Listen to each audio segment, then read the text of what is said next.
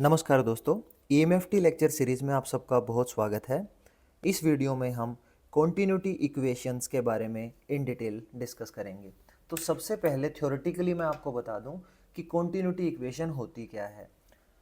The time rate of decrease of charge in a volume always equal to net outward current from that close surface. मान लीजिए आपके पास कोई भी एक closed volume है या 3D कोई ऑब्जेक्ट है। 3D ऑब्जेक्ट है तो ऑब्वियसली उसका कुछ वॉल्यूम होगा। उस वॉल्यूम में जो आपका time rate of decrease of charge है वो हमेशा उस 3D ऑब्जेक्ट से बाहर निकलने वाले करंट के बराबर होगा, और वो करंट आपका जो भी वॉल्यूम है ऑब्वियसली वो एक क्लोज्ड सरफेस होगा, उस क्लोज्ड सरफेस से बाहर निकलने वाले करंट के बराबर होगा। तो हम इसको ये लिख सकते हैं मैथमेटिकली कि जो हमारा नेट आउटवर्ड करंट है that is always equal to time rate of decrease of charge, right. तो डिक्रीज है तो नेगेटिव साइन, रेट है तो this is curly Q upon curly t, इसके बराबर है। और हमें ये पता है कि क्लोज्ड सरफेस है और वो नेट आउटवर्ड करंट है, तो इंटीग्रेशन फैक्टर में अगर मैं यहाँ पे ये दिखा दूँ यानी क्लोज्ड सरफेस, तो ये किसके बराबर होगा, current density dot ds। Current density की unit ampere per metre square होगी, ds आपका स्मॉल सरफेस एरिया है तो वो मीटर स्क्वायर ही होगा, जिससे कैंसिल होगा, यानी ये भी आपका एक करंट ही होगा। तो जो डेफिनेशन यहाँ पे है उसको हमने मैथमेटिकली यहाँ पे लिख लिया है। अब हम क्या करेंगे, देखिए अब हम डाइवर्जेंस थ्योरम का यूज करके इसका डेरिवेशन आगे बढ़ेंगे। तो जो डाइवर्जेंस थ्योरम है उसका हम यूज करेंगे। और डाइवर्जेंस थ्योरम क्या कहती है, डाइवर्जेंस थ्योरम कहती है कि अगर आपका क्लोज्ड सरफेस इंटीग्रल है, this is a dot D S, तो क्लोज्ड सरफेस इंटीग्रल को आप वॉल्यूम इंटीग्रेशंस में कन्वर्ट कर सकते हो, और वो क्या होगा, this is equal to divergence of A, right, with respect to dv. तो यहाँ पे सरफेस इंटीग्रल था, यहाँ पे हमने वॉल्यूम इंटीग्रल में कन्वर्ट कर लिया। तो यहाँ पे देखिए जो जे डॉट डी एस है, क्या मैं अब इसको divergence of J with respect to volume integrate कर सकता हूँ। तो इस तरीके से हमने इस पे डाइवर्जेंस थ्योरम यूज कर ली। तो यहाँ पे क्या बना आपका, this is integration del dot J, integrate करेंगे विद रिस्पेक्ट टू डीवी, और ये बच्चों किसके बराबर है, time rate of decrease of charge, तो this is minus curly Q upon curly T, right. अब देखो अगर यहाँ पे with respect to volume integrate करेंगे तो जो चार्ज है उसको भी with respect to volume define कर सकते हैं, और वो क्या होता है, वो होता है वॉल्यूम चार्ज डेंसिटी। तो यहाँ पे हम ये लिख सकते हैं, this is minus, okay,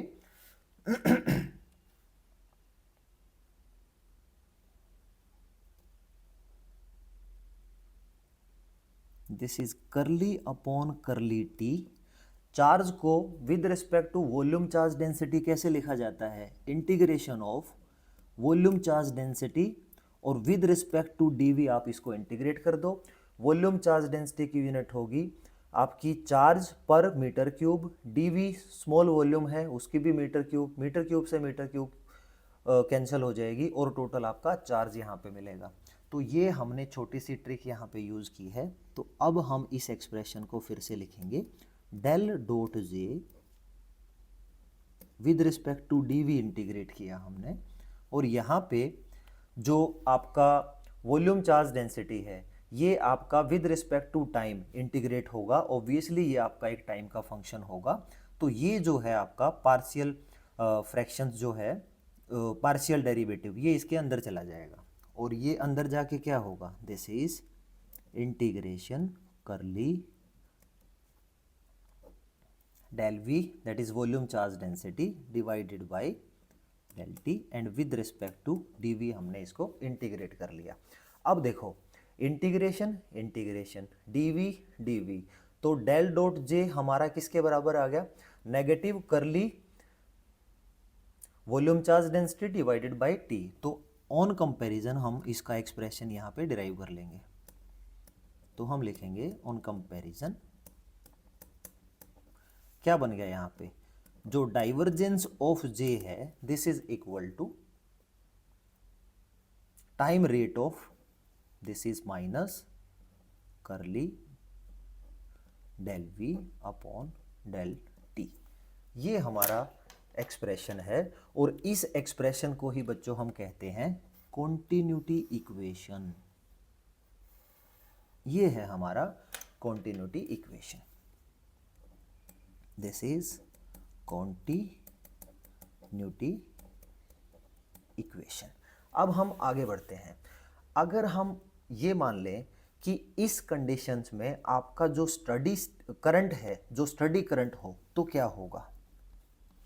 एक छोटा सा ही केस है ये, बस वही आपको डिस्कस करना है। If steady current is there, steady current का मतलब होता है कि आपका जो करंट है वो कांस्टेंट है, ठीक है।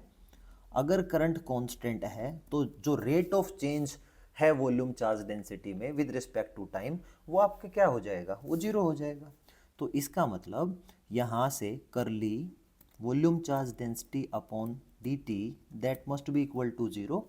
और इसी के साथ हम ये कह सकते हैं कि डेल डॉट जे यानी डाइवर्जेंस ऑफ करंट डेंसिटी क्या हो जाएगा, वो भी आपका जीरो हो जाएगा। तो ये एक कॉन्टिन्यूटी इक्वेशन का स्पेशल केस है जो आपको पता होना चाहिए जब आपका करंट एक स्टडी करंट हो या एक डीसी करंट हो।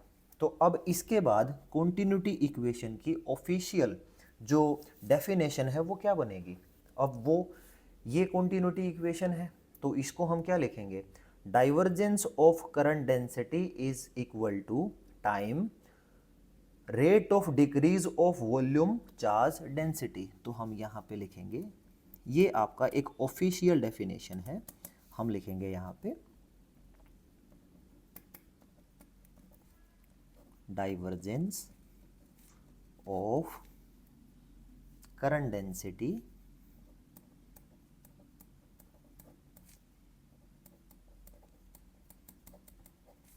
is equal to the time rate of decrease, क्योंकि नेगेटिव साइन है यहाँ पे इसीलिए डिक्रीज लिखा है, डिक्रीज